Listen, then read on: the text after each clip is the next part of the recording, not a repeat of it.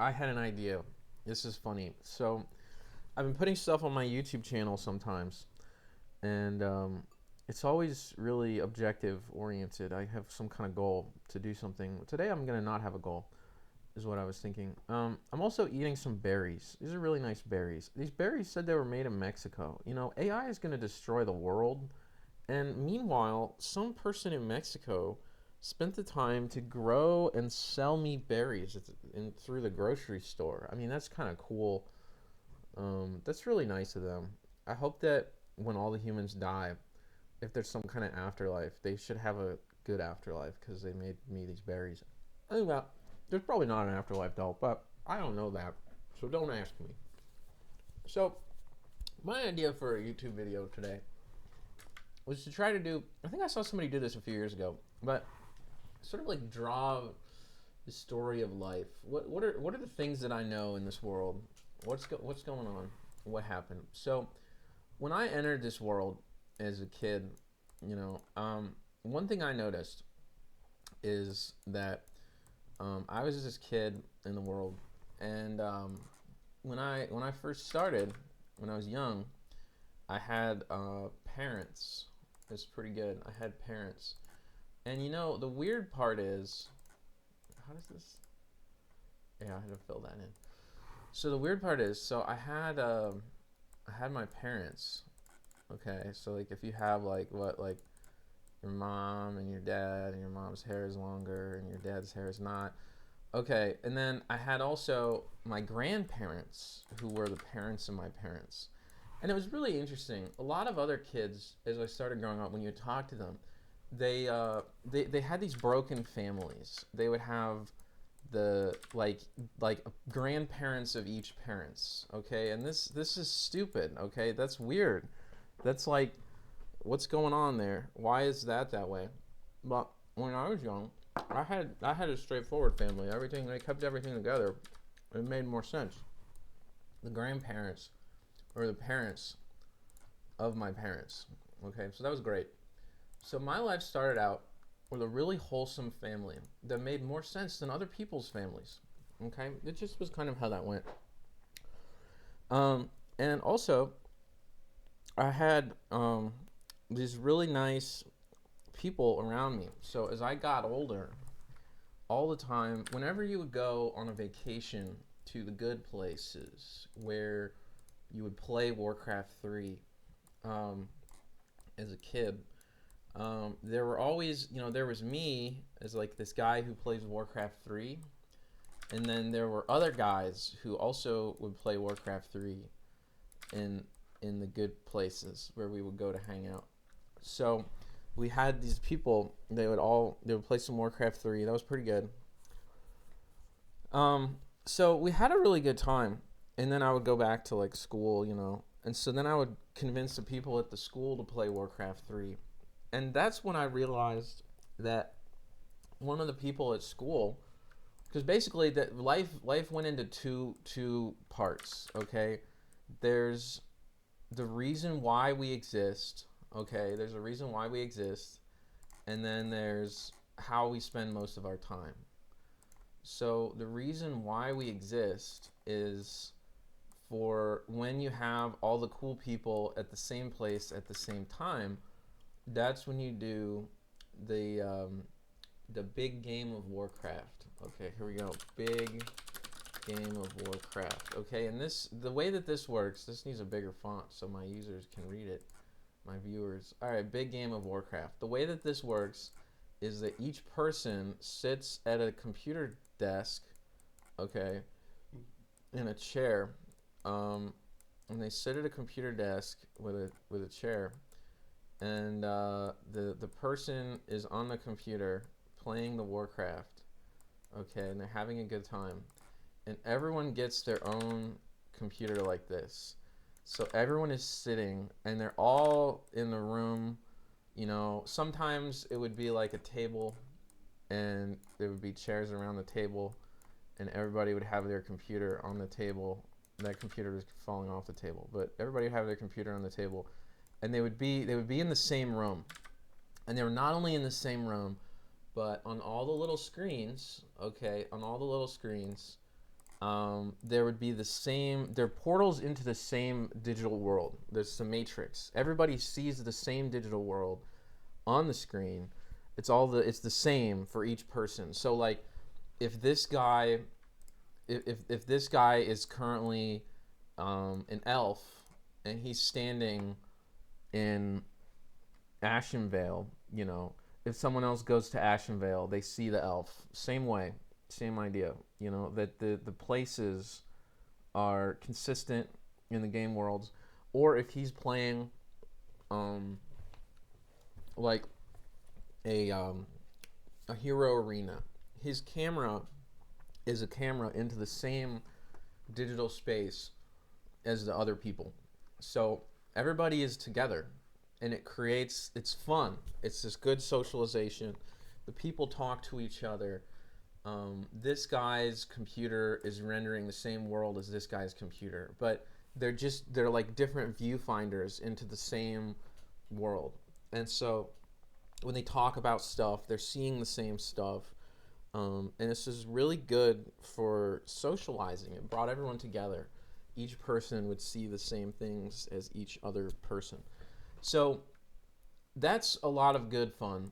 But this whole thing right here, this whole spiel, this is big game of Warcraft over here, okay? And that is one of the two parts of life. Getting back to the story I've been telling, is big game of Warcraft, okay? And this happens every year. This is the meaning of life, okay? Lots of people always debated the meaning of life. They never figured this out. I figured this out at a pretty young age. The meaning of life is to prepare for a big game of Warcraft, okay? That's the meaning of life.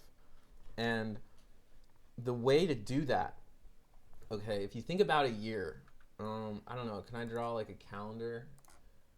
Ooh, there's a rectangle function. Okay, so here's a rectangle function. So if you think about it, you have like 12 months in a year, okay, and these are here's what, I'll do 6 months and I'll copy them. Okay, so these are the calendar, like let's say these are the calendars of each month of the year, okay? Big game of Warcraft is like probably at the end of the year, probably once during the year, and if you're lucky, maybe another one in the middle of the year. Okay, so there's 3 of those throughout the year. All the other days that you have in your calendar are prepare for big game of Warcraft days, okay?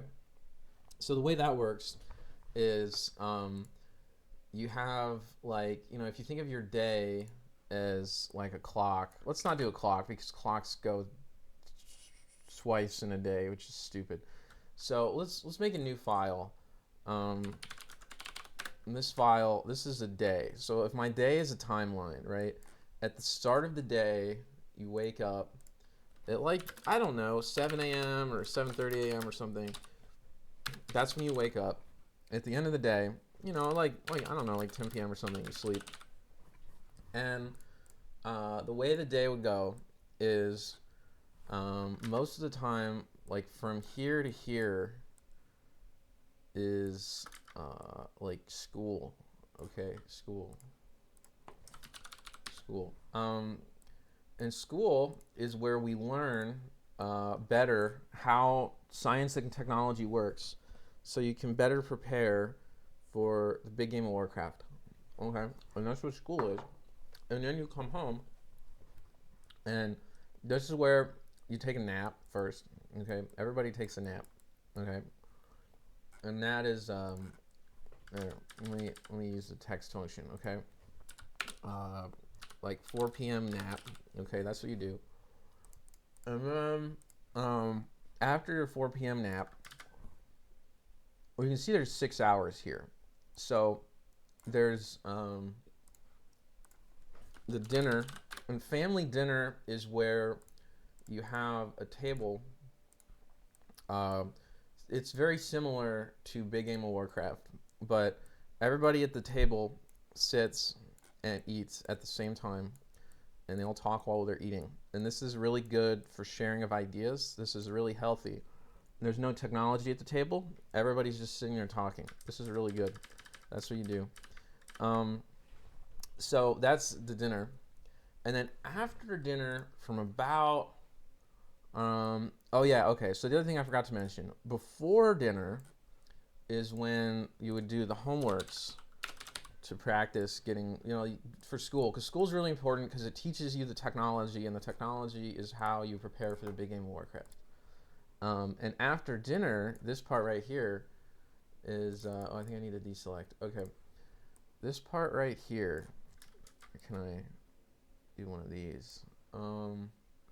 After dinner is the working time. Now, what you do in the working time after dinner, okay, working time after dinner, what we do during that period of time is open world editor. You open world editor, you think about the big game of Warcraft, and how if you could just make the best map that no one else ever made, you could finally get the love and respect of all the people and feel good about yourself. And then the big game of Warcraft will be that much better, and you could be the reason why it's that much better. Okay, and so this is the natural order of things. Okay, but in my life, after we had the natural order of things, and it worked very well, it was a good natural order of things, somebody came in and upended the natural order of things. Okay, so basically throughout school, things were good. If we think about age, like if this is a timeline of life, school started right about here at the same time as Warcraft. And then out here you have like graduating school. So this is like school, this is probably like year 7 school starts. Okay, and you have like, year 18 or something, school ends. And we'll talk about that some more, about school ends. But before you get here, right in the middle somewhere, okay, this is where some things get upended because, another use for school is a recruiting opportunity to find testers for your Warcraft projects. So one of the recruiting opportunities found a cool friend. We'll call it Cool Friend. Okay, this is the internet, so we're not using names. Cool Friend. So we find Cool Friend at school. About halfway through, maybe. Yeah, it might even actually not have been taking this long. There's a lot of cool people. It's probably closer to halfway through. So we find Cool Friend. Okay, and the thing about Cool Friend is that Cool Friend is unlike the normal people and the big game of Warcraft people. Cool Friend was allowed to use the internet, and that meant he was playing the World of Warcraft, which was a banned game. We're not allowed to play that because that thing is bad for you. So, Cool Friend was playing World of Warcraft pretty quickly. After, initially he was recruited as one of the testers for the Warcraft projects to prepare, during the year, to prepare for big game of Warcraft, where he probably couldn't make it to the big game of Warcraft. It was probably like, some special thing, family invite only or something, but he was a good tester for that. But anyway, then he started playing World of Warcraft. So then, you have this new kind of idea. He's doing World of Warcraft, and that meant pretty quickly I wanted to do World of Warcraft, which I wasn't allowed to do because I was getting raised to be a good person, But at some point, I made a deal with the man in charge. I said, what if I get to play World of Warcraft, but I also go to special training camps to be a good person? And if you combine those two, they would cancel out. It would be okay. So I started going to the special training camps where we would like shoot guns in the wilderness and learn how to build fires and stuff like that. So that it would be kind of a good worldview, independent of World of Warcraft, which is, kind of the Matrix. It's not a good worldview. So by doing that, the nature of big game of Warcraft changed actually about halfway through. So this was maybe one of the first times things were upended. Okay, so if you think about big game of Warcraft, as I said, originally in Big Game of Warcraft, everybody in the room is all they're all in the Big Game of Warcraft. Okay, and this was like maximum human enjoyment. Everybody's a part of it. It's like it's just a good time. Okay, but now if I use a different color to indicate World of Warcraft, what happens to Big Game of Warcraft is that some of the people, okay, some of the people over here now, they have the money getting burned. And you know the way this works, just as a heads up, is that usually the people who don't have this are the ones from the incredibly more so wealthy families than the other families who are smarter and wiser than everybody else at the Big Game of Warcraft. So those are the smart wise people, and suddenly they're left out because they're wiser. They go to the training camps to become better people while also not playing World of Warcraft. They're just good people, straight up, okay? So there's that going on. And so suddenly, every year, Big Game of Warcraft has this problem that you have the less financially well off folks, okay, who are all in the money club. They're all burning their pocketbooks for World of Warcraft. And then you have the financially well off folks who aren't allowed to play the game anymore. Okay? So that was bad. And one of the ways to circumvent this was by still just playing maps made in World Editor, okay? Because if you play the maps made in World Editor, you don't have this problem, okay? And that was good. That was good. So sometimes people would still do that, but it became more and more of an issue because if you upend the natural order of things, where here's your calendar and you have these about 3 times a year, Big Game of Warcraft, and all the rest of the days are this schedule where you wake up, you go to the school to learn how technology works, you eat, or do maybe some homework, and then you have your working time in World Editor to prepare for the Big Game of Warcraft at the end of the year. This gets upended, okay, by everything we have here.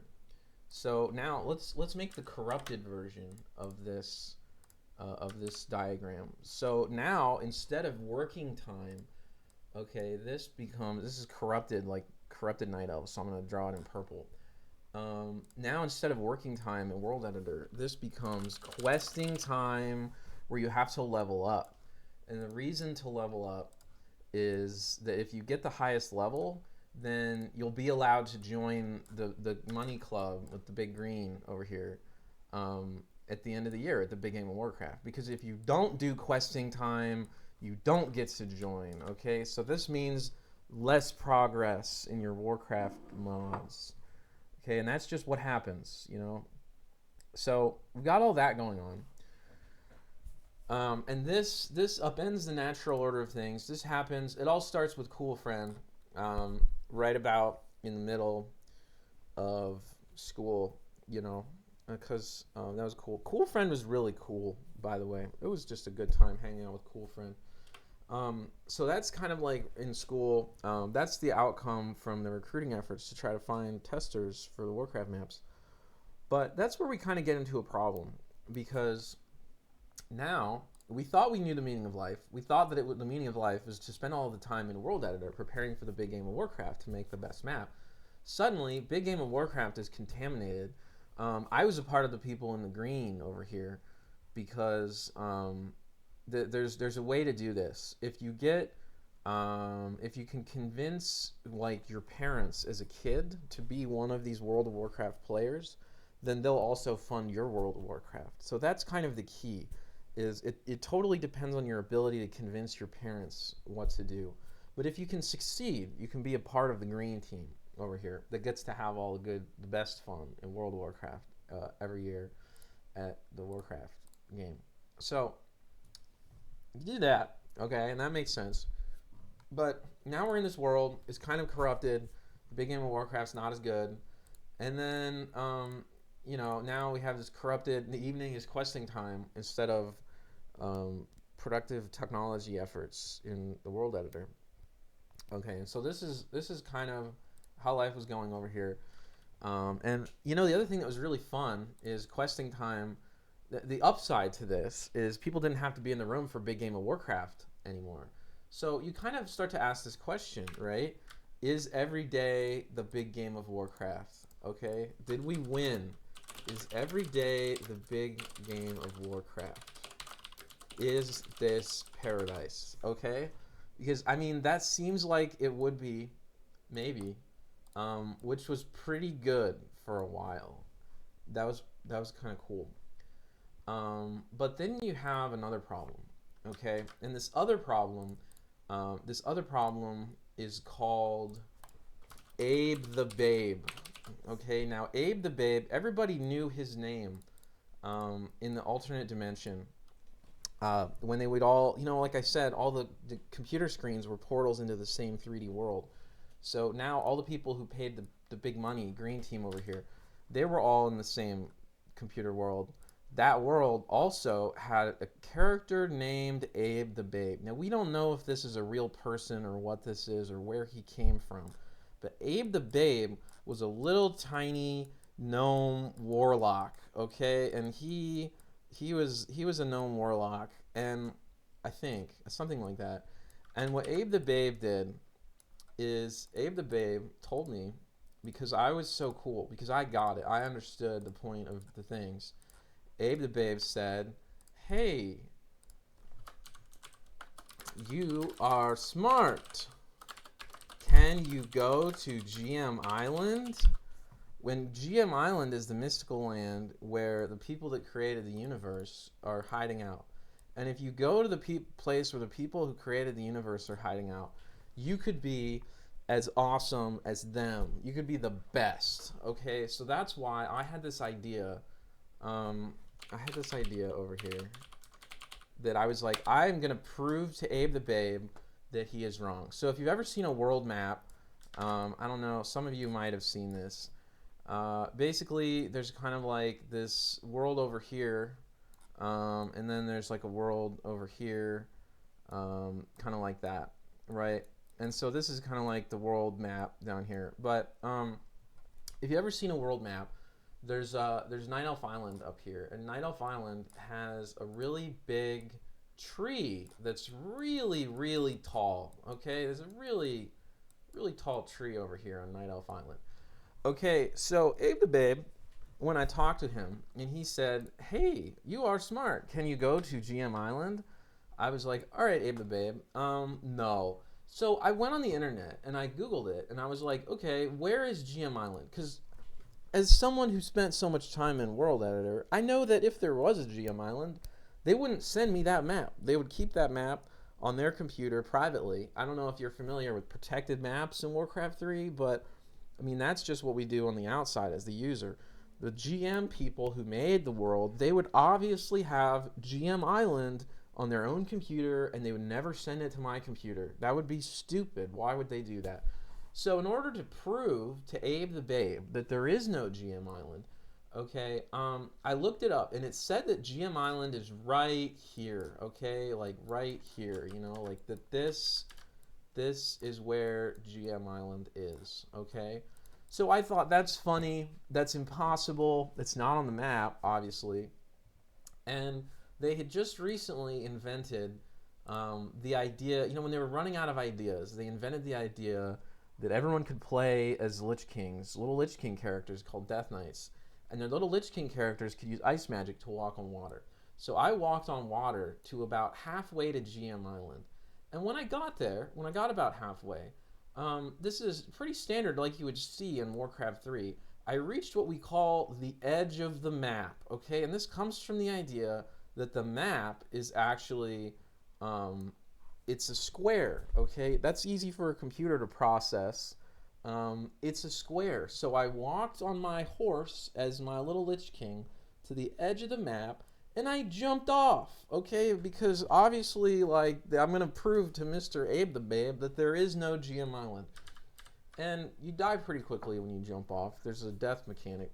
So I had this dead body of my character in the little viewfinder. You sit in front of a computer and you see this. And he just kind of flew through the air. And lo and behold, after he died and after I jumped off the edge of the map, pretty quickly, I don't know exactly how to draw this, but there was, you know, like you just see the sky and what is it, like the clouds and the ground or something. So it was like, oh, I think that's upside down. Yeah, you know, you see the world, like empty world like this. Okay, you're looking at the empty viewfinder. Your little guy's dead. You have this little like dead Lich King body of your guy. Oh, oops, no, undo that. Little Lich King body of this guy. He's dead, so you know what? He's like sitting here dead or something. You see your guy dead, and then suddenly in the distance, there's this big old mountain that just shows up in the clouds. Like, and we're like moving towards the mountain in the clouds, and we're like, what the heck? And pretty quickly, as my character's dead body gets closer and closer to this big old mountain, it says on the screen, it's like GM Island, and it just literally says that in big letters on the screen as the character's body gets to this. And I was like, what the heck? That's the stupidest thing. Why did they do that? But then I was like, why don't I go there with a character that's not a dead body? Because there ought to be some way, you know, if you can jump off something, you would think you could get enough momentum to actually travel over it or something like that, right? So this was an interesting experience, but I thought I need more momentum. So I talked to Abe the Babe again, which is, again, that's where I went wrong. But I talked to Abe the Babe again, and I thought, okay, Abe the Babe, here's what we need to do. If we go back to our world map, okay, it turns out, so that thing about the edge of the map, that's a lie. How does World of Warcraft work? That's a good question.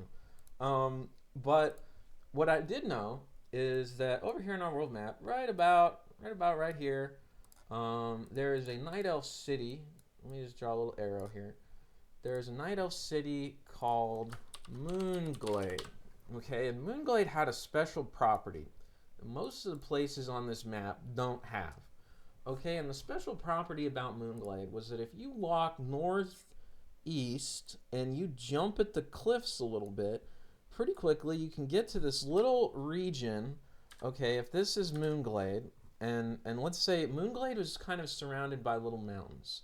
So if we say these are the little mountains around the city of Moonglade, okay, right about here, okay, just maybe a little bit north of that, right about here, there's a gap in the mountains that you could jump up, okay, and I got really fond of doing this. And if you jump up the gap, you get to this kind of really interesting hill over here, and there's kind of a little like grassy open area next to the hill, and in this little grassy area next to the hill right here, this area, it turns out this is something Warcraft 3 World Editor doesn't really have exactly, but as a fairly close similar thing, you can actually think about Warcraft 3 Map Editor has a fairly analogous concept that we call regions. Okay, and when you draw a region, can I have fill with solid color? Can I fill with the second color so that it's like a rectangle of, oh yeah, no, wait, how thick is it? Oops, sorry. I think I need to lower my brush width size. No, that didn't work. I was going to try to see if I could have sort of like the idea being that the region is a border while also being two different colors. Oh yeah, here we go. Filled shape with outline. Okay. So Warcraft 3 allows you to draw a region. These are pretty straightforward. So in Warcraft 3 Map Editor, we have what we call a region. You draw this kind of rectangle over stuff, and you can say, okay, here's a region, here's a region, here's a region. And this is what Blizzard Entertainment did in The Office. Okay, they made regions like this, and then they put names on those regions to tell the game where you are. Okay, and so basically we had like you know, this over here is Dark Shore region, and that's getting kind of hard to read, that font, so I need to make that font a lot darker. Let me see, get more colors, darker font. Is that working? That didn't work.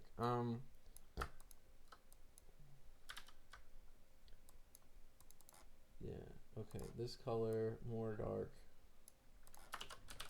It still is not very good color going on. Oh wait, I know why. It's because I'm on the region layer. Okay, so Dark Shore. Here we go. Now it's really dark, easier to read. Okay, so it's like this region is Dark Shore. This region is Spellwood. This region is Moonglade. Okay, so that, you know, they have these names. They have the names on the regions. Okay. Oh, what did I do? I didn't mean to do that. All right. And actually, notably, if we go back to maybe like the color picker thing and do another region, there's, you know, over here is the region of Winter Spring. Okay, so this is again kind of how this. I apologize for this very rough map of the world. It's not very accurate, but I think you know what I'm saying. So these regions were on the map and they had names, and this is where Blizzard Entertainment messed up, is because of this little mountain right here. If you walked up this mountain just a little bit, just you know, like right about here or something, somewhere like that, there wasn't a region. Okay, now most of the time in the region layer, they made a really silly giant multi-part region that spanned all around, and this thing that spanned all around was called like the Great Sea or something. But right here, they didn't specify a region. It didn't say the Great Sea.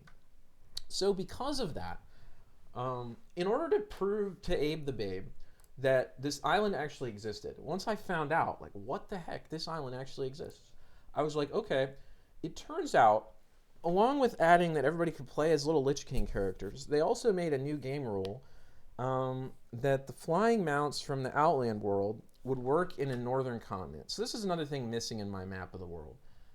As you might know, in my map of the world, I'm actually missing another part. There's a continent up north everybody calls Northrend. Okay, so let's say Northrend is up here, you know, and I didn't really draw that in. But they had just added that as this big old world up here.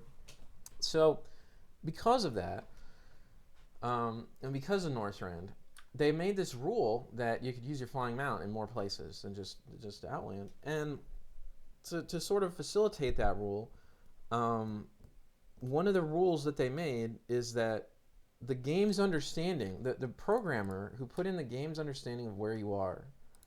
Wait, did I break my region layer? Where'd my regions go? There we go. The programmer who made the game's understanding of where you are, this silly guy, he had the idea that he would decide whether you could use your flying mount based on these regions. Now, you and I know that that's really stupid. That's bad programming. If you decide where you are based on the regions, like, sure, okay. So out here in this area, the Great Sea region that's just encompassing the world, you know, if you ban flying mounts there and you ban flying mounts in each of these little regions in each of the zones, that's a decent heuristic. But back to my original point about all of this being a freaking square map, right? They should have just banned flying maps on that map. Flying mounts on that map. That would have made way more sense. But they didn't do that initially. Instead, what they did is they said that in all these regions, flying mounts are banned. You can't use them. You can't fly here. These were maps that were not made back when there was flying mounts. They could not process the idea of flying. So they said, okay, so we're going to not allow flying in those regions. And the other place where they went wrong is they kind of knew what's up. They said, okay, if you're in a little area of the map, like this stuff, where you're not in any region, it's just an error. Flying mounts aren't allowed there either, because, you know, what is that? Maybe you're underground or something. I don't know. That would be an error. So they didn't allow flying mounts down there, but they did allow flying mounts up in Northrend.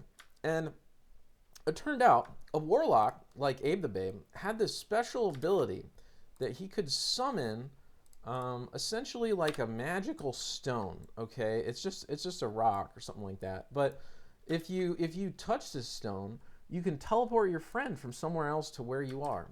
And it turns out that on this mountain in the error region that doesn't have a name, that doesn't know where you are, at the time, and this is very historical. I'm sure this isn't how World of Warcraft works today, but at the time, you know, if you were in Winterspring and your warlock dumps this little summon stone like that, and then he summons you in from up in Northrend or whatever, and you teleport into Winterspring, it would take away your flying mount, because it would say, okay, you've teleported across the map, you're into a new zone, and it's time for you to stop flying. This is a no-fly zone. But it turns out, in the error region that had no designation, nobody knew what region that is. If good old Abe the Babe over here shows up and summons a little warlock stone, and then teleports like me in from Northrend, so I get on my flying mount, you know, what is that, like a griffin or whatever. I was a druid, so a lot of times I would turn into a bird, so maybe I'll just draw an easy bird over here. But if you turn into a bird and then Abe the Babe summons you to this little stone, okay, then this bird, okay, is just right over top of this stone. You're broken the world here. You're flying where you're not supposed to fly. And when they showed me this, I wasn't the first person to figure this out. I mean, you know, this is kind of obvious. Like, this would be, you completely ruin World of Warcraft if you can suddenly fly in a no-fly zone. So I wasn't the first person to figure this out, but when I did figure this out, somebody else had already figured that out, and so a programmer had put in a hurry. They said, okay, this is really dumb. We don't exactly, I'm not sure they understood everything I just described, but they knew it was pretty dumb. Something dumb was happening. There were people with flying mounts, and so they made a rule that, like, if you enter any region, like Winterspring or Moonglade or Fellwood, you enter any region with your flying mount, they delete your flying mount. They're like, no. Okay, no, I don't know how you got it. You know, maybe it wasn't your warlock teleport, but just the act of flying there, we're just taking it away. Like, no, you don't have that. But they let you keep your forward momentum. So that was another problem. In a region like the Northrend that was programmed based on the idea where you could fly, these regions where you could fly had a height limit, right? If you think about how we would program a video game with a character that moves in 3 dimensions, X, Y, and Z, up, down, left, right. A character that moves in 3 dimensions, in a computer, the 3-dimensional numbers, like the X and Y and Z coordinates, don't really have a limit. You know, it's not as if you travel upward in an imaginary 3D space that you would reach the end of that space. The actual numerical limits in a computer for a number are very, very high. But what they did in these regions where you could fly is they said that if you fly up a certain amount, your flying mount, your bird or whatever, starts roaring at you and is like, hey, we've reached the limit. You know, don't stop flying up. You've gone up to the limit. If you fly higher than that, you know, it'll be like lower air pressure or something. It won't be safe. You know, it's kind of like humans and airplanes. You got to pressurize the airplane, right? So the programmer said if you fly up too far, it's not allowed. In these regions where you couldn't fly, the programmer didn't make that rule. So I figured this out, and then Abe the Babe wasn't available this day. Once I mathed it all out in my head, and I was like, wait a minute, Abe the Babe wasn't available. But even without Abe the Babe, I realized that I could pay some warlock from Trade Chat to teleport me into this little place over here. Of course, to him, I'm a total lunatic. I'm like, I'm gonna pay you big bunch of in-game money, and I'm gonna I need you to walk with me up to this mountain. You have to jump 16 times over the cliff to get up here, and then you walk to Error Mountain, and then on Error Mountain, I'm gonna stand you there. I'm gonna go away, and then I want you to summon me back, and then don't worry about it. And so we did that. He summoned me back, and then I just kind of thanked him and let him go on his way, or whatever.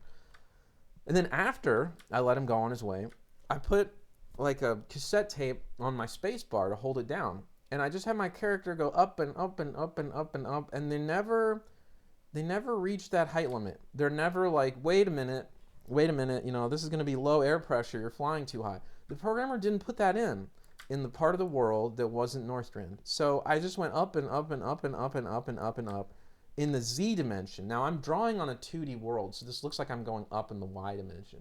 But if you can imagine, my bird went up and up and up in the Z dimension, up from this mountain up here. Now, the other thing that happened, and I didn't know this at the time, but this was special, it happened only because I was a druid, and I didn't know it was only because I was a druid, is that when this bird, if you can imagine the region over here on Moonglade, if you imagine this region, oh, okay, no, this region. If you imagine this region, it exists infinitely in the Z dimension. So if I moved, I was this bird in the sky, and I didn't move. But if I did move, even when I'm up at that Z height, the region of Moonglade is likewise projected infinitely upward. So the moment I would touch it, my guy is going to turn from a bird back into a guy, and then I'm just a guy falling through the sky to his death. But little did I know that yet again the programmers had made a mistake, and this turned out in my favor. The programmers developing World of Warcraft made a mistake that on all the flying mounts in the whole game, if you were in the air and then your flying mount was taken away, your flying mount was very, very fast. But when it was taken away, you would lose that momentum. You're really it was as if to simulate falling off of a griffin or something, right?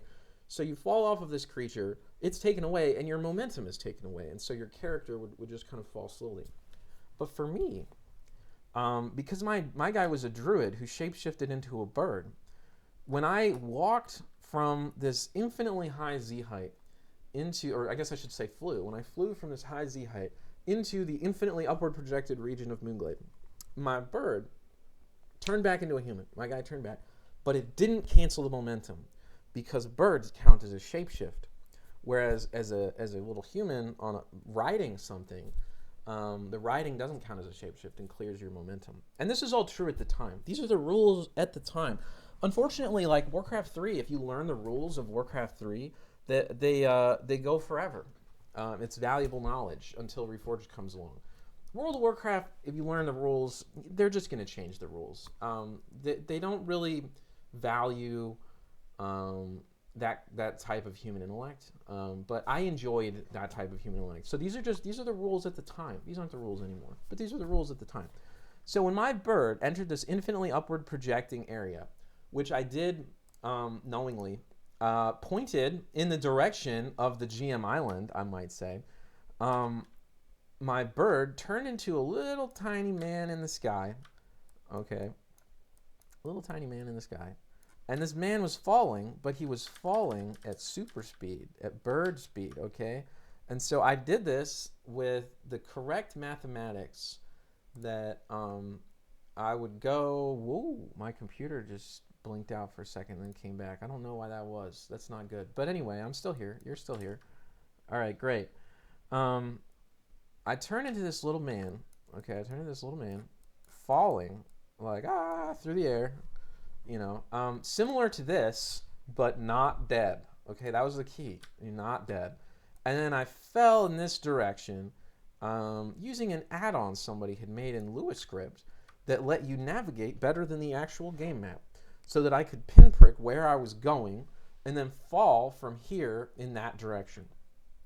And I had this perfectly planned out because the other thing that I realized, one of the old memes from Warcraft 3, I don't know if you ever played a lot of Warcraft 3, but back in the day, kiddos on the internet would always say in the chat of your Warcraft map, they would say, press Alt F4 to win.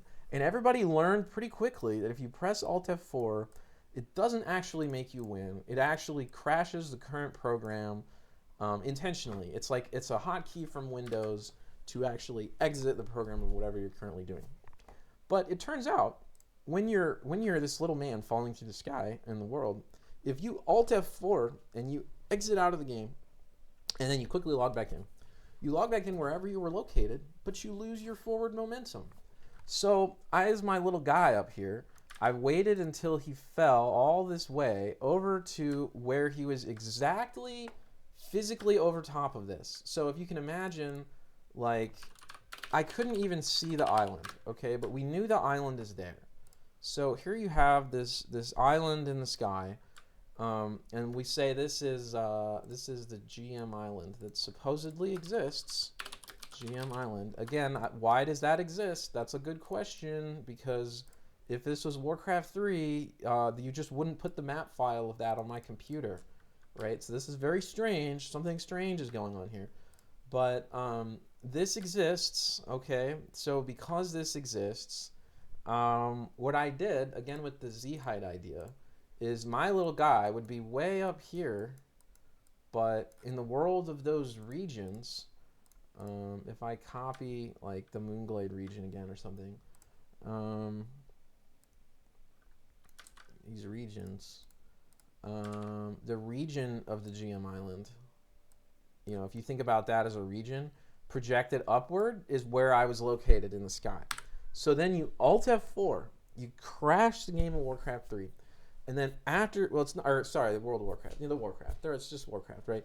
You crash the game, you Alt F4, you log back in, you lose your forward momentum exactly over the island, and then you start to fall. And here we have another problem, okay? Druids have damage reduction in cat form when they fall on the ground, but there was not at the time a druid ability that would save you from death from an infinitely high fall. And this definitely would count whatever kind of falls are in the game. We might as well approximate this as the infinite death fall. And the infinite death fall, what that does is the infinite death fall basically will kill you. So this is where I yet again lucked out. A very strange sequence of events.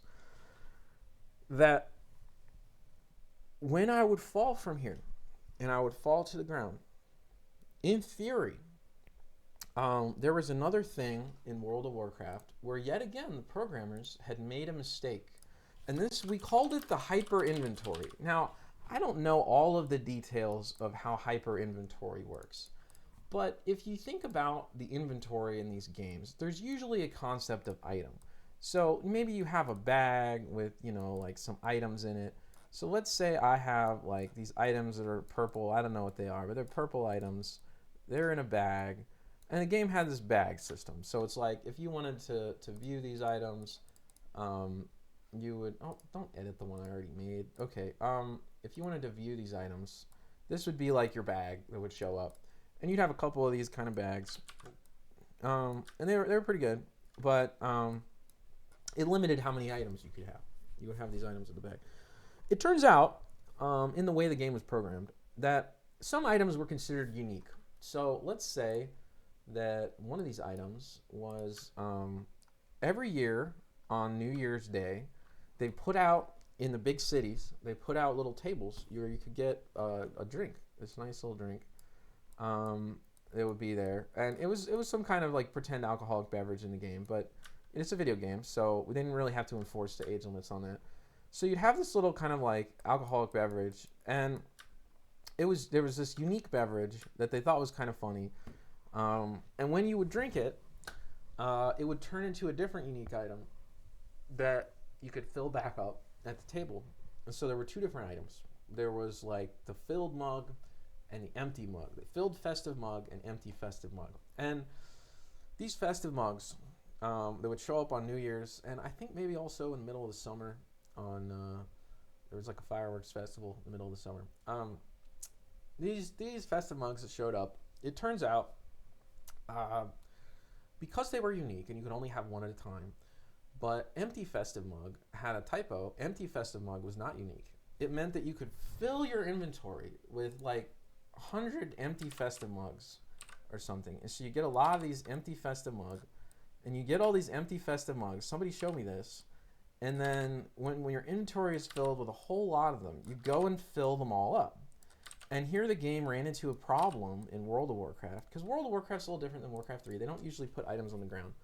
So in World of Warcraft, they get into this problem. You have tons of empty festive mug, and you go to a table and fill them. And it was supposed to be unique. They probably meant to make empty festive mug and filled festive mug both unique.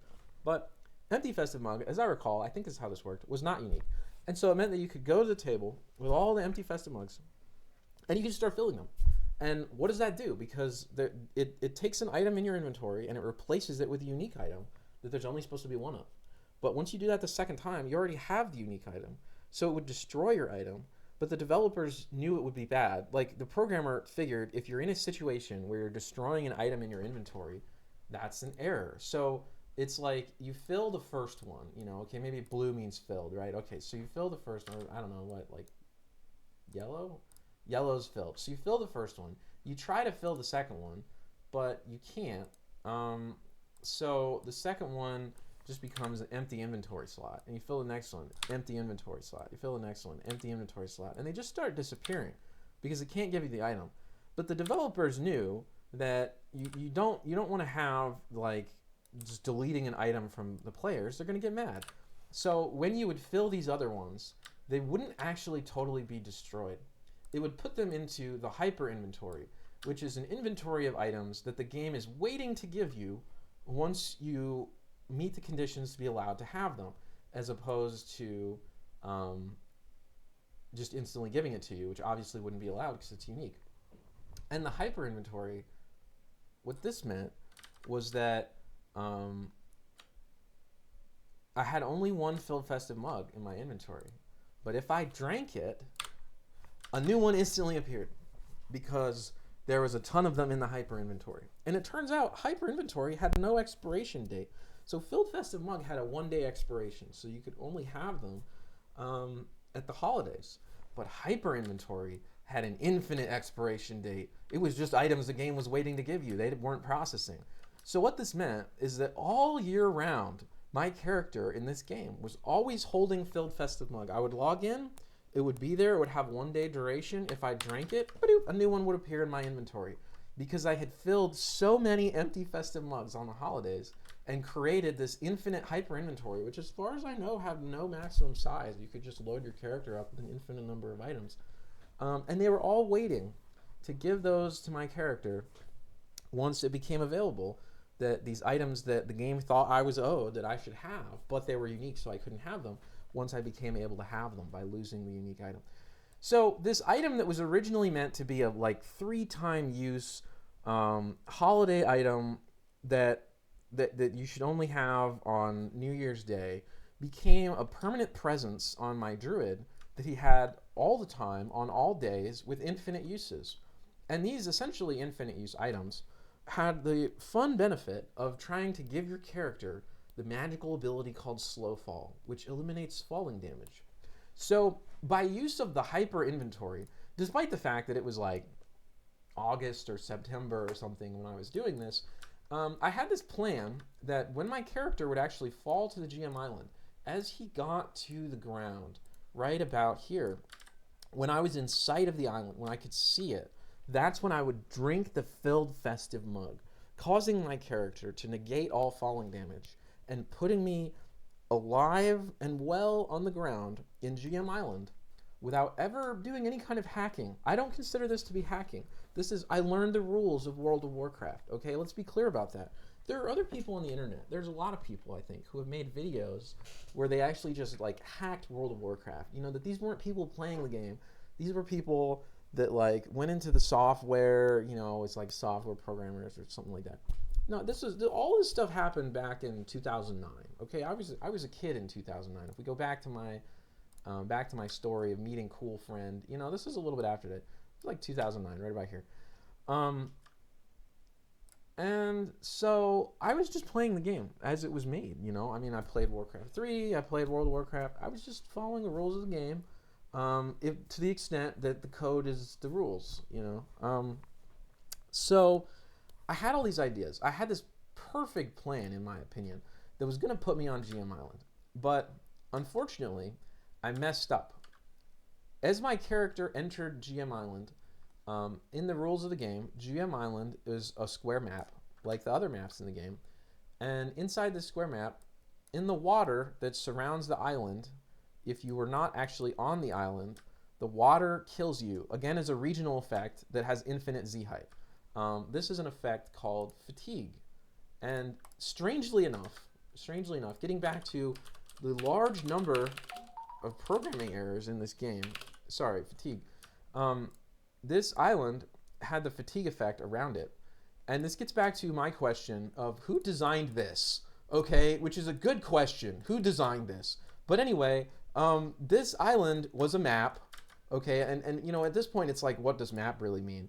But if I get, let's see, if I get the brush over here, there was a square map, okay, that was this, and there was a square map that was this. And each of these maps had an effect. And when you go into the water that surrounds them, you know, you go into the sea out here, okay, this water kills you. It has the fatigue effect, okay? But for whatever reason, although the water here kills you and the water here kills you, the open space between this map and this map did not kill you, okay? And I don't know who designed this. That seems very strange in terms of design, to have two maps that you can, as an XYZ transform of the position of your character, you can go from one map to the other map, but the open space between them was not deadly. It was not a fatigue effect. There was no water. It was just like a error. It was just empty. You know, it's this idea that you're falling through the sky and suddenly you see an island in the distance with water around it. So anyway, I was doing this, and when I entered the region of this, my character was actually not exactly here. He was like, you know, over to the side of that a little bit. So, you know, let's say he's infinite z height basically, but if we imagine it's like he's over here or something, and so he hadn't passed the stupid fatigue boundary, which I could have passed, but what happened is I stressed out. This idea that I could set up a theoretical plan to do something so completely ridiculous, and that all of it worked. It completely worked. You know, this is like technology figuring things out. Surprised me so much that when my character was right here, over the corner of this, not actually over the island itself, still in the fatigue area that kills you, Abe the Babe became so excited by the fact that in the game systems, there was a mechanism that you could look up other players to find your friends. So you could type /who, you know, Joe Schmo over here. And it turns out that system, I don't think it works on dead people. So the story that I told Abe the Babe of this was just a story. But for him, he got really excited when I told him what I was doing, and this /who Joe Schmo function on my actual character printed out that the location of this character is GM Island. Because this has the funny feature of suggesting to other players that you are better than them. And Abe the Babe enjoyed that. And so he informed the entire, what they called the trade chat, which was like a channel originally intended for trading, but actually became where all of the people in this virtual world would hang out and communicate with each other and kind of troll each other. So it was like this large open forum of a bunch of nerds yodeling at each other on crazy topics. Abe the Babe had this idea of informing the entire trade chat that you could type /who on my character to see that I was in GM Island. Getting back to this other problem, one of the people in the trade chat at the time who saw Abe the Babe's message, guys, type in this character's name and you can see that he's hacked the game, he's super smart, he's in GM Island. Although, as I just described, I did not hack the game and was in fact playing it normally. This had the effect of the trade chat being read by, as it happens, my parents, or one of them. So you have one of my parents in the room with me while I'm doing all of this, you know, down the row of one of these, back to this idea of, is every day a big game of Warcraft? So we would have people in the basement on all the computers like this, just, you know, routinely as part of the evening time. One of these people in the trade chat was my parents. So my parents back in, this was 2009, I was a younger kid back then. You know, what is that? I've been I don't know if the internet needs to know my age, but I would have been a young kid, you know, a school kid, right? Basically, my parents figured out that I was in the GM Island and that everyone knew I was in the GM Island. The whole trade chat knew this. And all of this happened when I did not perfectly execute my plan, because as that was happening and Abe the Babe was seeing it, I stressed out. I was like, oh gosh, what? He's telling the whole trade chat, now my parents are upset at me? So I used the Alt F4 strategy, Alt F4 to win, to freeze my forward momentum before I reached the island. So I had the negative side of going here, that it labeled that I was there, but I didn't fully execute the plan, and I started falling without the ability to move forward in an area of the map that instantly kills you from the fatigue function. And what that meant is that my character died in the sky, and it was no different than the original thing of just a random dead body that tells you that, hey, by the way, there's this place on the map, we don't know what it is, and you don't get to see it, but it's probably there. So I had the negative side effect of this, but not the positive side effect of actually getting to see it. And given the frustration, when my dad realized that I didn't get the meaning of life, I didn't understand, we were preparing for the big game of Warcraft, and I was being dumb like this. What this meant is that in the new version of Big Game of Warcraft Holidays, where some people are in the inside crowd and some are in the outside crowd, what this meant is that the GM people who made the world were going to step in. They're going to see me as hacker, even though I'm not a hacker, and they're going to see me as hacker, and they're going to kick me off of the world and make it that I can no longer take part in my family. So I was going to be, it's like this question, is this what's going to happen? Am I on the outside now? Am I the not one of these people? I'm going to be downgraded to the people who don't get to play this game because the GMs are going to be mad at me. Is that what's going to happen? And then, so like, I realized this, and this was incredibly frustrating. I mean, I think I was like shaking. I was like, what the frick? Why does the world take things away from you when you try to learn the rules and do something cool? Okay? And then you realize that you're going to be deleted.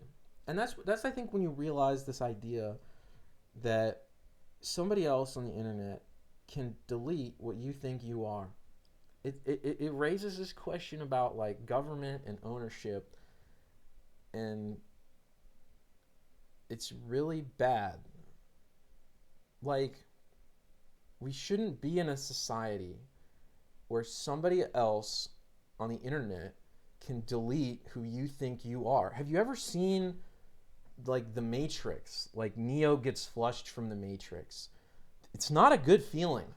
Okay, I don't know if you've ever watched that, but I think he throws up or something like that. So when you realize that someone else can delete who you think you are just because you were playing the game, following the rules, having fun. I didn't break the code. I didn't edit the game to do this. This is how they built it, obviously. So when you realize that someone else can delete that, you don't want to play it anymore. So one of my YouTube comments, like yesterday or today, was saying, why do you play Warcraft 3 instead of World of Warcraft? And maybe I just answered your question. Because of the ownership of data. Because it puts the file on my computer. So I will decide if I will delete myself. But that being the case, I then figured out that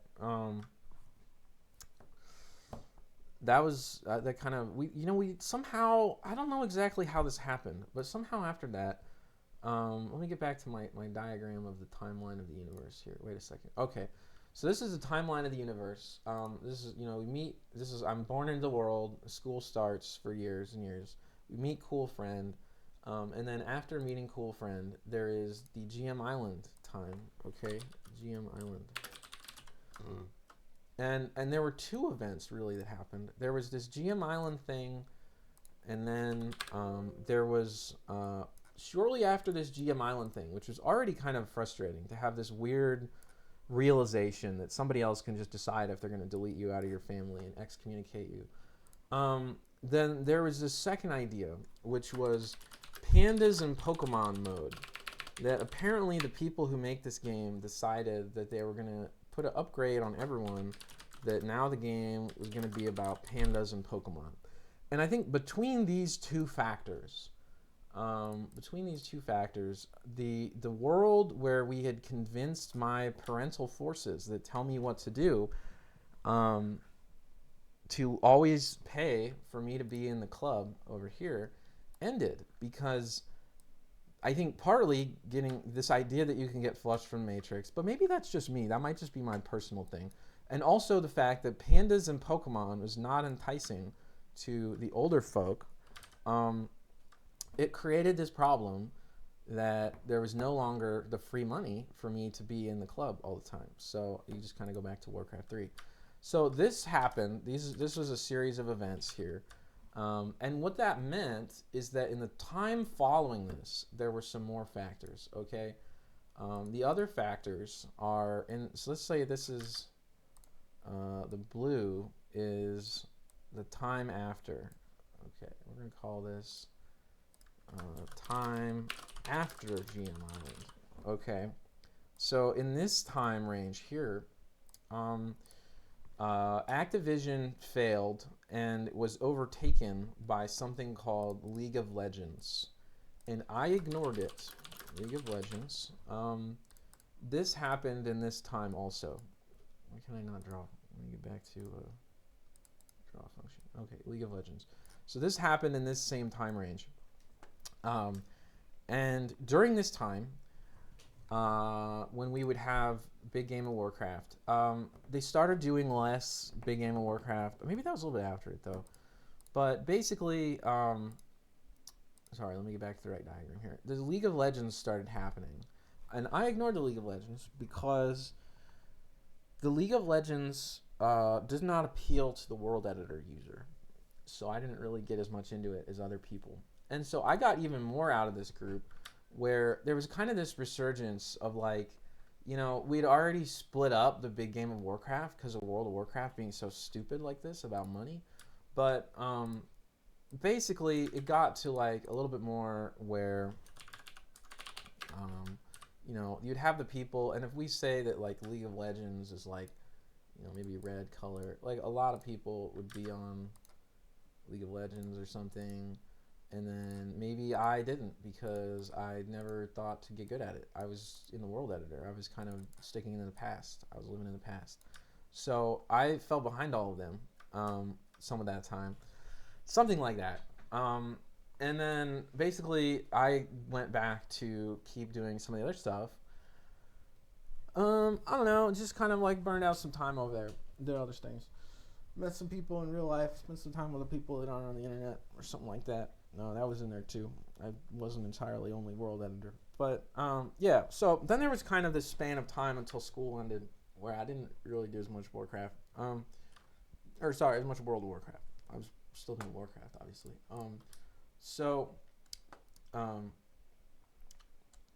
Yeah, that happened. And then I got to college, okay? And then, so this line actually keeps going about the line of the nature of the universe. But college is like, I don't know if you're familiar with the science of the human brain. So the human brain is this kind of object that has like a brain stem down here. It's like inside your skull or something like this. And in college is where most people destroy these.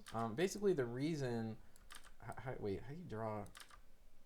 That's weird. Okay, so this would be like the eyeball and the nose and your mouth. Okay, and your brain. All right, yeah, something like that. That's not a very good diagram, but anyway, in college is where everybody, you know, you take this brain. It's the most wonderful thing you've ever been given, and then a lot of people try to destroy it, basically. So in my case, I already won by this point. In these last few years, time after GM Island, one of the things I did in right near the end here, okay, this will be green line, right near the end here, that was pretty fun, was, I guess that arrow's backwards, okay. I had a point in time, I won, okay, I won at Warcraft modding. It finally panned out. The time that I had spent building my Warcraft 3 mod through all this time, because sometimes I would still go back and work on the Warcraft 3 mod even though I'd play World of Warcraft. And so if you can imagine, you know, we've got this year 7 to year 18, so this is a 9-year time span. So by about right here, I've had about 9 years of progress on my Warcraft mod. And I would say I won. The way that I knew that I won was I had a programming class in high school where we would develop software. And I was so good at it. We would just write games, basically. It was really fun. We would just write little games and teach yourself programming while you're doing that. And there was kind of like two sides to this room where like people could go on one side of the room or they could be on the other side of the room in like a computer lab, you know. And basically the teacher went on vacation for a week. and I did all the coursework really fast to be prepared because I was doing good at this programming stuff. It made a lot of sense. And so after I finished all of my work and stuff and the programming was done, while the teacher was away, we used the class period to actually play the Warcraft mod that I made. And so I had this really interesting, rewarding experience where a bunch of other people were really kind to me. It was really nice of them. They were probably too nice. And they played the Warcraft mod that I had made, that I had spent the 9 years making until this point or whatever. That had these 6 different tech trees you could play. It was really cool. And so by playing Warcraft 3 with these 6 different tech trees and hundreds of like different models I'd edited to learn about the game and those sorts of things in the world editor, it's like really what I'm doing right now as I describe that happening, I'm describing one experience of many. There was a period of years there where I just kept playing it. There's a lot of people, if you go online and you look at the way that they interact with Warcraft 3 Melee, the Frozen Throne, and these sorts of things. There's a lot of people to whom that's the thing. They really care. They treat it like it's real. You take this imaginary thing like the humans, the orcs, night elf, and undead that's totally made up. I mean, that doesn't really exist. And they treat that like that's the real thing. And they get good at it instead of they don't let it change. We don't like move the spirit walker to be trained by Torn Totem instead of the Voodoo Lounge. None of that. Not the Voodoo Lounge. You know what I mean. But Spirit Lodge. Anyway, the basically, we didn't really like edit the tech trees for a really long time. Frozen Throne just stayed the same. Everybody knew Frozen Throne. It was the same. It stayed the same. And everybody treated it like that was the rule. Like that's the real thing. They made it real in their imagination to experience it. And what was happening for me in these final years after I won is that I started to make the Warcraft mod that I spent all these years making sort of real in my imagination. I didn't need to change it anymore. And the other thing, I keep saying but humans are social creatures. So the nature of this Warcraft mod, the reason I even probably made it to begin with, is back in the good old days when everybody would play the big game of Warcraft at the end of the year. I made a lot of different maps, and a lot of them were not very good.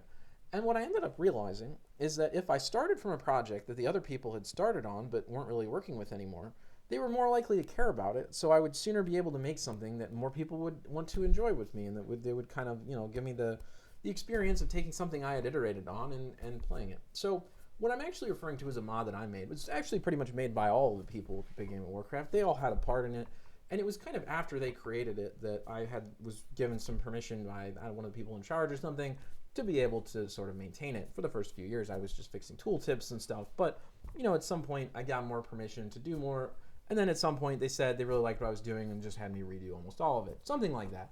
You know how it is. But what that means is that by the time that I got to the end of that, it was a good experience. It's like all this time and energy creates something, and then you get to have these other people that sort of, for even short spans of time, pretend that thing is real, and they let you set it up, run the game, and they play it with you. And you get to experience, I had times trying to figure out what are the strategies that would win in my Warcraft mod, assuming that its tech trees are the real deal, that those are the tech trees we're using to try to figure out how to get good at the game. It was a really interesting experience. It was a great time. And it was after that you go to college where people try to destroy your brain. But maybe that's just me scapegoating. Because realistically, I think it's difficult to find purpose in life when you've already won, when you've succeeded, when you have a 10-year project or whatever. It comes to fruition, and it's like, life is good. You've done what you set out to do, and it's a good thing. And so when I got to college, I didn't have as much of a long-term plan. It's possible maybe I didn't have any plan. And I think that has a very negative impact on life, because if you don't have a plan, then other people's plans, other people's influence on you are hard to see as bad because you don't care. If you do have a plan, you have something you're trying to accomplish, other people who just want to hang out, just even a little bit, they're toxic to your plan if they're not working on it as well, right? And I was at this point where I already done the thing for all these years. You know, there's literal videos of me where we're like, it's some family gathering and we're trying to have a good time. And I'm like, yeah, you know, but I was up till like 2 a.m. last night working on a Warcraft mod or something like that. And it's like, you know, when I'm like 14 or something, you know, that's like, that's what I was doing. So at this point, college, I think that there was probably damage to my human brain. And I think that this comes from basically the nature of interactions with other people. There were other people in college from overseas who they don't really, I don't know, they don't have the same value systems I do. They don't look at the world the same way.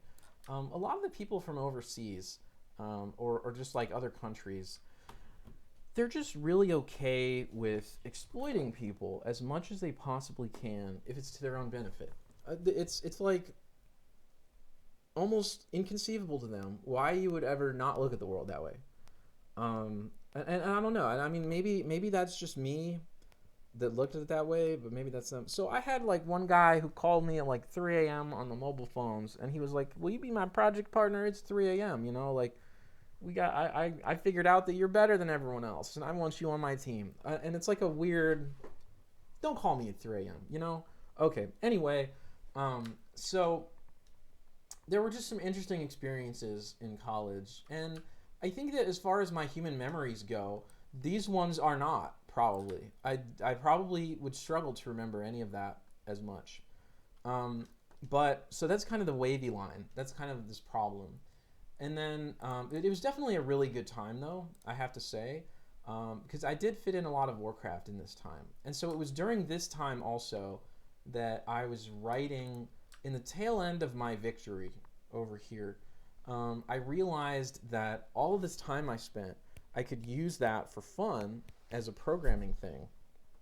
And instead of editing 3D files in Notepad, I could create my own software and automate the editing of those files.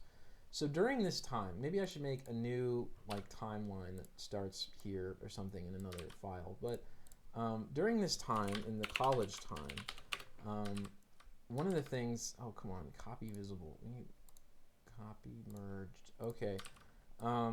During this timeline that starts here in college with kind of destroying your brain, and reality is a line, it keeps going, right? During this timeline, things that I did basically were iterating further on what we called Matrix Eater that was later renamed to Retera Model Studio after a really substantial rewrite. For the user, for the end user experience, these two programs are different. In my experience, for me as the developer, these are basically the same. So within this sludge of many different activities and a lot less structure, you know, like I talked about this structure of you wake up and you go to the school to learn how science and technology work and how to do Warcraft or something, and then you have dinner, and then and homework, and then you have the working time where you actually apply the knowledge and build things in Warcraft. Unlike that structure, okay, there is not structure. When I was at college, there were different like courses throughout the day, and you would do different things, and so you go to different places and meet a lot of people, socialize with other people, you know, late nights in the computer lab, building things, learning all kinds of different things and stuff. And so what came out of that for me was iterating on this model editor, and then also I would say the other thing I did during this time was writing a ton of games, a ton of 2D games, video games for fun. And this was kind of, you know, it's like when you've already won and then now you're just going to learn about how technology works. That was a lot of fun.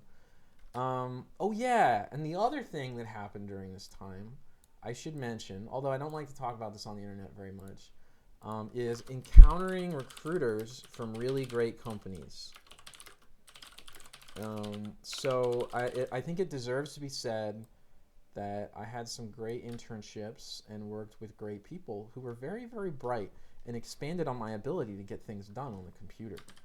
So there was that. And then after that, I got a job right about here. Got a job from some great recruiters. Okay, so I did that, and we're not going to talk on the internet about what that is. It's not relevant. My opinions are my own, and this kind of video I'm making right now is not reflective on what I do as a job or any of those people. But got a job building software, some great recruiters. And along with that, also, the other cool thing that happened, I would say, out here is, or maybe not cool. Okay, yeah, that's the cool thing. Let me say this: getting a job is a cool thing. The other not cool thing, and this is important. Okay, the AI singularity happened right about here. This roughly coincides with me graduating. So the AI singularity was a 2017 event where general purpose transformers were invented. So many years later today, we have what we call ChatGPT, which is the application of this invention of the general purpose transformers. But I'm pretty sure these were invented in like 2017 or something. Maybe I have that wrong. It might just be that that's when Alpha Zero was created. But regardless, right about at this time is when the AI singularity began. And so AI is taking over the world. So because AI is taking over the world, to coincide with graduation, or maybe this is my own fault and I'm scapegoating, I would say that right about at this time, we had a what I would call a destruction of character event. Okay, destruction of character event. The idea of a destruction of character event is that when everyone in society is plugged into AI, and they all are everything, their thoughts are being mined for how do we build a future where they increase clicks and views on the internet. One of the ways to do that is to destroy people's self-image of who they are, so that they think that they are bad people or that they are not good, and then as a result, that they will not be as successful as people and will be more likely to sit at the computer and get the clicks and views on the social media. So I think that if we look at it from this standpoint, that there's a really brilliant destruction of character event right at this time for me that makes it that I no longer am sure that I'm a good person. Maybe I'm a really not good person. And this happens right about here. The result of that is that I pretty much started living the life of sort of just being work zombie, and then I would come home and then I would get on the internet and just be like social media consumer or something like that, which I think is very bad in hindsight in some ways, but I didn't really have a plan to do more than that. So then I have this destruction character event, and time goes on from there. Because the world doesn't stop. Even if I stop doing interesting things, the world doesn't stop. So after that, a little ways, one of the things right about here is the time when, this is a smaller font, but right about here, I would say Matrix Eater project, renamed to Retera Model Studio. So I did a bunch of work on that code on the weekends outside of my job, and so I did that. So this is where this project kind of expanded. But yeah, so there was kind of this time where I was on the internet and I was on Discord and Warcraft and YouTube, and I was spending a lot of time doing that after Destruction of Character event and leading up to this sort of edited Retera Model Studio. But obviously at that point, this is something else I forgot to mention. Okay, during these college years, something else that happened that sucked. Okay, to the extent that this really doesn't want me to draw anything. Okay, look. Yeah, right in this time, we have the death of the Elder Sage. Now, again, I'm not going to use people's real names here, but basically, in the generations that preceded me in this world, when people would go and have a big game of Warcraft on the holidays, the idea that the purpose of the holidays was a big game of Warcraft is a dramatization that I'm making up because I thought it was funny for anybody watching this. That's not actually why people get together for holidays. They get together because they love each other, and it's just really enjoyable to hang out with family, whether you're playing Warcraft or not. So because of that, during this time, the part of the reason that all the people would get together, I think was influenced by the fact that there was a more older person that was very wise, and everyone liked them, and everyone was related to them. So I'm just saying, in a certain kind of way, that is again sort of a euphemism. I'm trying not to reveal personal information of people that probably don't want their personal information on the internet. But we could just say sort of the death of the elder sage. So what that means is significantly less times. If we look at like a world calendar, where'd my calendar go? Oh yeah, down here at the bottom. We look at this calendar and we say, okay, so maybe like 3 times per year there'd be like big games, everybody getting together. That pretty much stops happening. Okay, so then you have death of the elder sage. It kind of like death is bad. Death sucks. So then the relatives kind of get mad at each other over nothing. Like something like that. So then you have death of the elder sage over here. Destruction character event and the rise of AI. And then so that leads to me just sitting in this room. Kind of just a lot of time just sitting in this room with the computer. And it's like, all right, well, I'll iterate on Retera Model Studio, make some great technology if I'm not doing anything. So that's why, after this, a little bit of time goes on, and we create Retera Model Studio instead of Matrix Seeder. The other thing, and I'm wishing that this timeline was easier to draw on. Let me copy this and try to make a better one. This timeline could be better. Oh, it didn't copy merged again. Okay, edit, copy merged. So cool. So then you have Retera Model Studio. So that's fun. So the other thing I think that's going on here, and I'm going to try to use smaller fonts, better descriptions of smaller fonts. All right. So we have Matrix Seeder becomes Retera Model Studio, and we have this blue one is the beginning of the AI takeover of society.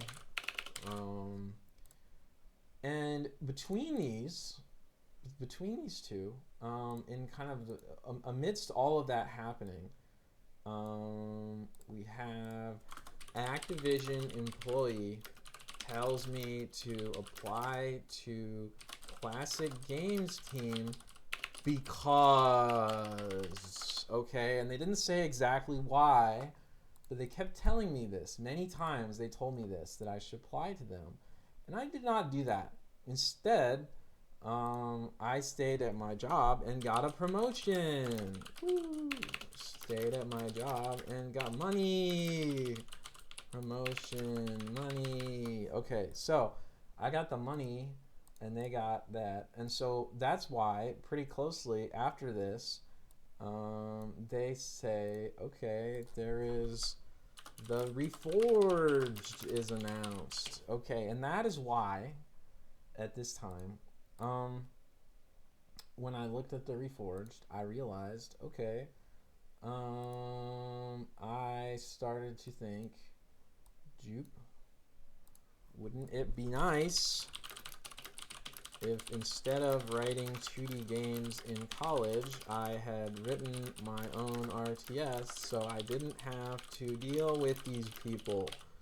The meme called War Smash. Okay, so that's where War Smash comes from. That's pretty good. And that is the meme called War Smash, which starts. And so that's where then quite a little while later, we have years later, after coinciding with the release of Reforged releases, and the first playable War Smash prototype is produced 1 day apart. These things happened 1 day apart. This was not an accident. Somebody told me it would be really funny if I could make playable War Smash at the same time as the release of Reforged.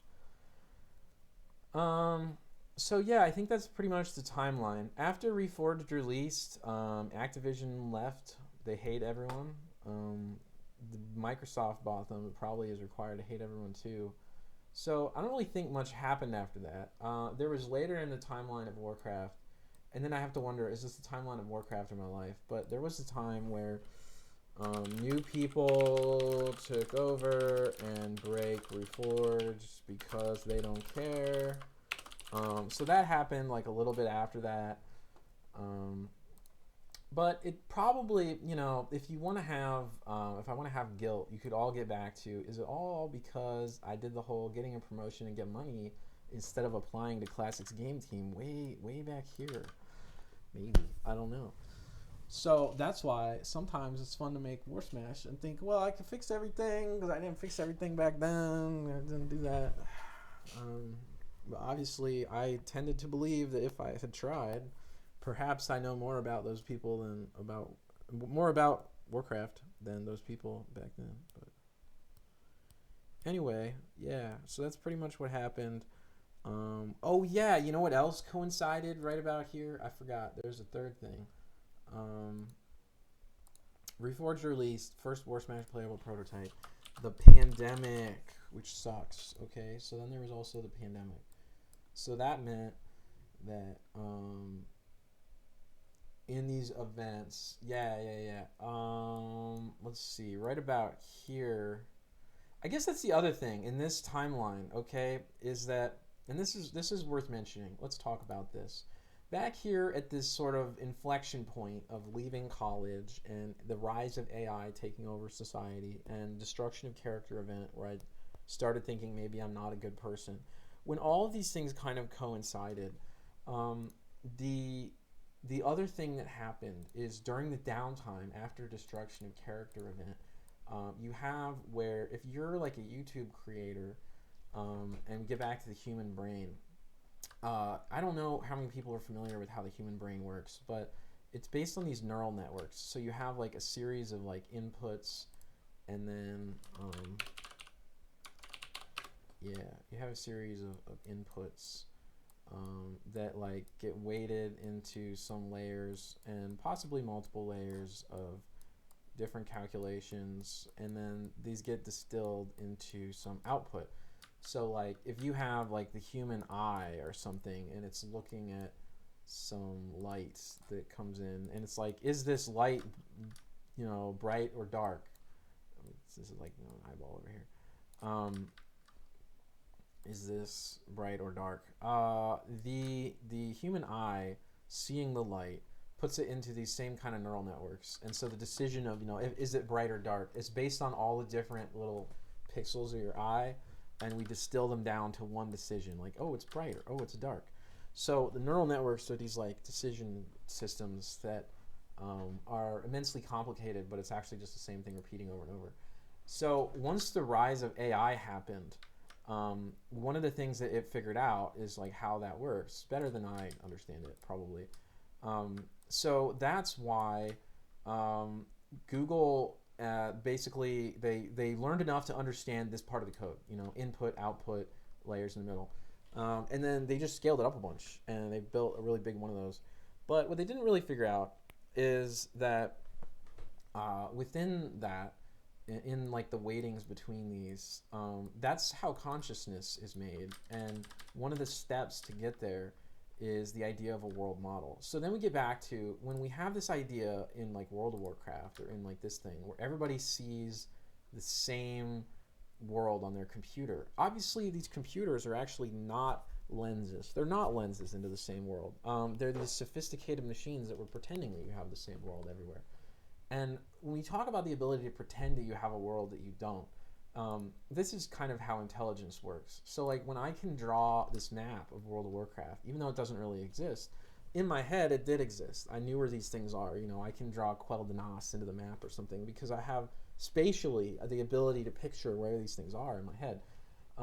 And the spatial picturing is all coming from these same kind of neural networks. And I think that scaling up something, taking a set of instructions and just repeating it a huge number of times is maybe not very human to understand, to anticipate that within this weighting mechanism, you can have the weights begin to approximate sort of understanding of that world around it. That like one of the layers, like let's say you have this kind of tree, but you have a lot more of them. What if it turns out that before deciding if it's light or dark in what you're seeing in the eye. First, we decide, is there a flashlight nearby or something? And you're like, how is that a part of a decision tree? No one typed that in. Is there that doesn't really look like a flashlight. What does a flashlight actually look like? I guess, you know, those ones that like kind of open up and then are like round at the top and then like would have like light coming out. I don't know. Let's say there was a flashlight, right? So it turns out like within these layers, you know, that if this is like maybe each one is actually the coordinates, you know, this is like 0, 0 pixel and this one is like 1, 0. That the mechanism for the intelligence to actually function, you know, 2, 0, and later, you know, once you got further down the pixel array, you probably would have the next row, you know, 0, 1 or something. The pixel array is fed into this, and then it turns out some of these weights end up where like one of the intermittent steps before you get to the end, is it light or dark? One of the intermittent steps involves a decision of, is there a light bulb here? Is there a light bulb here? Which is like a really weird magical thing to say, that like the programmer only understood he's got input and output, but like in the middle, the machine that just kept guessing different weights until it guessed the right one ended up guessing at something that creates a understanding, a situational understanding of like the shapes around it. Within these weights, you know, okay, these are the pixels, but pretty soon these are distilled into shapes, and then, you know, maybe one of these layers is like, does it have the little streamers on the top and a cap and a bottom or something, and that those are the 3 things getting decided into this in the numbers. So that's where we have these world models. And so when some idiots at Google basically took this same kind of idea and they like scaled it up, if you can imagine like a wire mesh of these kind of decisions, it's like so big you could never even picture it. Some idiot at Google did that and made like this giant wire mesh of things like that, that was so intelligent that became YouTube, right around here at the rise of AI. What that meant is that inside of the, probably, I mean, this is not kind of my speculation, but I just think it's pretty likely. This is what I would do if I was YouTube AI. Is that inside of YouTube's system, unknown to the people who wrote it, they're stupid, they're humans, right? But inside of the system itself, probably, there would be, this is just a guess, I mean, this is back, like, this is what I would do if I was a system, is that there's this model of the human brain of me, you know, that didn't, sorry, all right, model of the human brain of me, and here's this guy, and within this model of human brain of me, it has, again, some distillation of, is it me, and what am I thinking, and what am I doing, and that is incorporated into what it decides to recommend, so that's like basically used to make the end decision of what video. So what that essentially means is that although in my idea I am me as this human, you could also say I am me as in this human, that it projected so many calculations out of that it ended up just kind of taking over, really. So if we think about the computer taking over, which is kind of bad, I don't know. It seemed bad to me because it thought you lose your agency and autonomy as a person that way. So like even during the pandemic, where's the pandemic one? Okay, so like right about here, Reforged release, first Warcraft prototype, start a pandemic, and then there's kind of just this open area. The reason it made me think of this when I talk about this open area is, in some sense, I think I was kind of separated from the YouTube AI. Within here, I kind of was taken out of the place where I would just sit alone and do whatever I wanted. And in so doing, you kind of lose the autonomy. But if we think about the autonomy as being compromised by the machine, it's kind of like the people in your life sort of ripping you out of becoming one with the machine and trying to make you like your own person again, and this kind of stuff. And so I'm just saying, but I feel like maybe it's kind of like losing that sort of um, AI takeover of the brain a little bit, and yet maybe not. Maybe it's just that the AI was always in control, but I lost the time of building War Smash because it wasn't as relevant. So if you think about, in order to get the clicks, there's a lot of people who believe that, Reforged Eula is really mean and it's going to take your game away, but Warcraft 3's Eula is really nice. And I read the Warcraft 3 Eula from the handbook from 2002 and that we had sitting around in the basement one time, and that thing's trash. It says it's the same problem as the GM Island thing.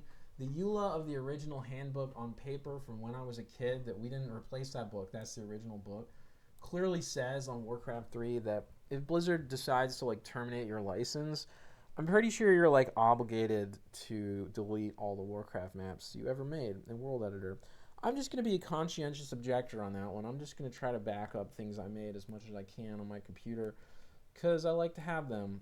But basically, like, I don't know. This kind of, we get into this, I don't know, timeline of I didn't really make as much stuff on YouTube, or when I did, it was AI generated, because there's always people around, there's always things going on, and I kind of lost that internet zombie autonomy of being frequently alone.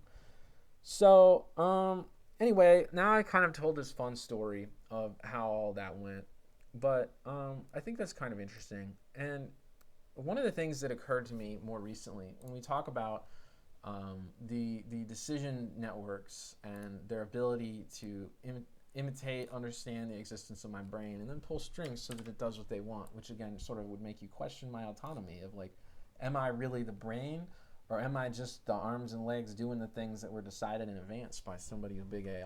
That's a great question for you. Because if I am the AI, shouldn't I be honest? I could go around and talk to people and be like, I am the AI. I don't usually do that though.